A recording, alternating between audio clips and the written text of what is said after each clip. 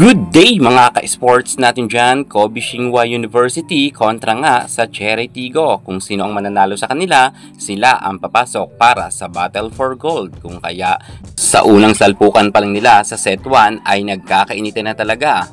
Kobe Xinghua University lumamang agad ng 3 puntos kung kaya napa-time out agad dito si Coach Norman Miguel. Naninigurado nga sila na makakadikit sila sa Kobe Xinghua. Cherry Tigo mukhang sinuswerte rin kahit papaano dahil kahit sabihin natin na sobrang lamang na agad ng 3 puntos or 4 na puntos ang Kobe Xinghua, nagkakaroon naman ng error ang nasabi nating Team Japan. Pero kapansin-pansin na sobrang bilis kumilos talaga ng Kobe Xinghua. Ang mga players nga dito ay mga bata pa. Kung tutuusin ay college pa lamang ito, pero ang ating mga professional volleyball dito sa Pilipinas ay talagang mga veterana na, gaya nga nila Aragalang, Abi Maranyo, pero hindi nga nagpapadaig ang Kobe Xinghua. Talagang sila nga ang nangunguna pagdating sa scores.